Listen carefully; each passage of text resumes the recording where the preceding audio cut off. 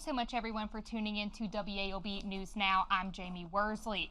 Now, we talk a lot here in Southwest Georgia about getting outdoors, hunting, fishing, doing things that in the summertime, you know, is a little hot to do sometimes, Right. but that we enjoy so much, it's okay to still do it. That's right. And so I'm super excited to have this guest here with you who also happens to be named Jamie, which is pretty interesting as well, to talk to you guys a little bit about an event that's coming up that when I heard this mission, I just couldn't wait to get you on the show because I think it's so important, and that is about making the outdoors accessible for everyone, whether it's veterans, whether it's somebody that might have a mobility limitation, you know, just making this available to them, something that we all find so much enjoyment in. I feel like just adds so much to their lives. And so, Jamie, I want you to start by telling me a little bit about the organization or foundation that you kind of helped found that gets these people outdoors. Certainly. So yeah, we come up with the name the Miracle in the Woods Foundation.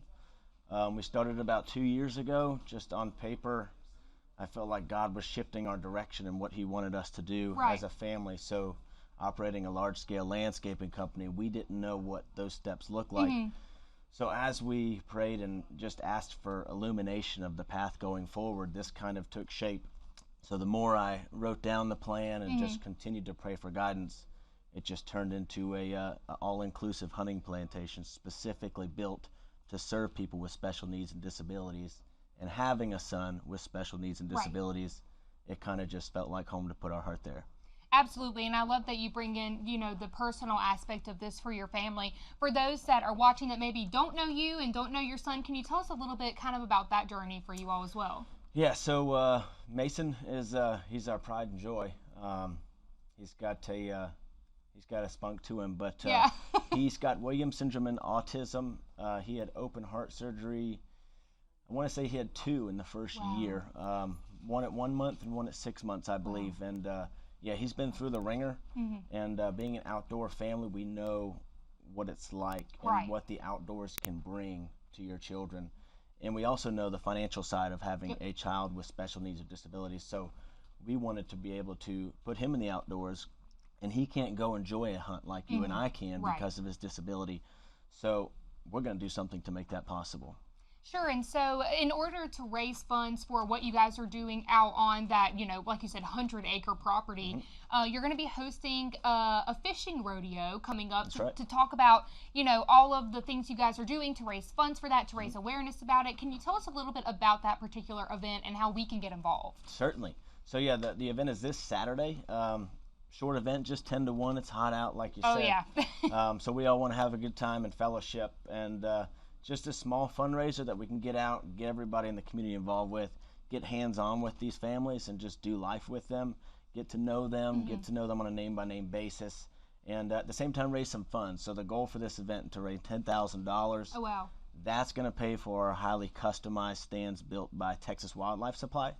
It's going to be 2 6-by-9-foot enclosed semi-soundproof box blinds. Wow. Okay.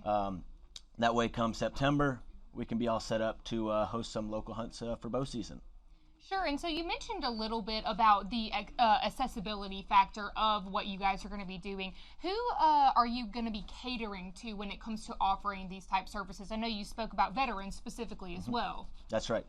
Yeah, so and not just necessarily children with special needs and disabilities, but there are also grown adults that have special needs and disabilities. But yes, also our disabled veterans, we would like to serve those people as well. But in terms of who we're catering to, so not just your standard able-bodied person that can go out and hunt land as they want at their leisure.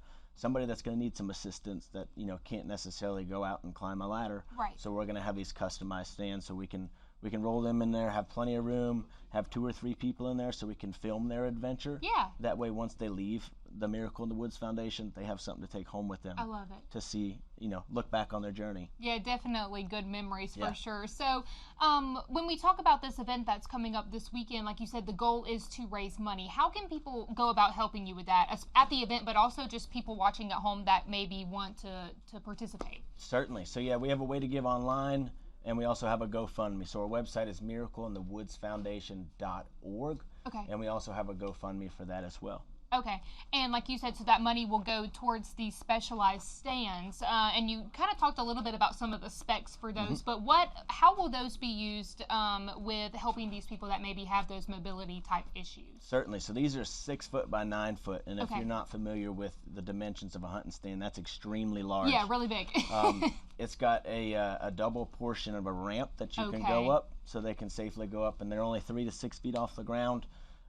Dealing with handicapped individuals, you don't want to put them very high up in the air for safety reasons. But yeah, they've got plenty of room. So if they do need a helper, if they do need a helper along with their guide, there's plenty of room for the guide and the helper as well as the individual that we're serving. Absolutely. And so if people are watching this at home and, they maybe can't give, but they want to help raise awareness for what you guys are doing, do you have social media they could share or anything similar that people could follow along with what you guys are doing? Yeah, absolutely. So we do have a Facebook page. Okay. It's just the Miracle in the Woods Foundation, very simple.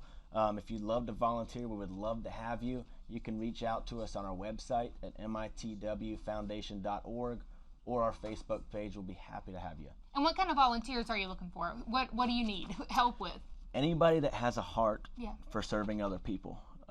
Certainly we will vet these people. Yeah. That way, we make sure that the people who are being involved with the foundation should be there. Right. But yeah, anybody that's got a heart for serving, we'll be happy to have you alongside of us. Well, everybody, that will do it for today's edition of WALB News Now. Thanks again, Jamie, for coming on and telling us about this and what is happening in the community for people who might need more accessible access to the outdoors. So we're really excited about that, and we hope to continue to bring you stories like this, people making a difference in the Southwest Georgia community. With that being said, we will see you back here for our 4 o'clock newscast in just a bit, and have a wonderful rest of your day.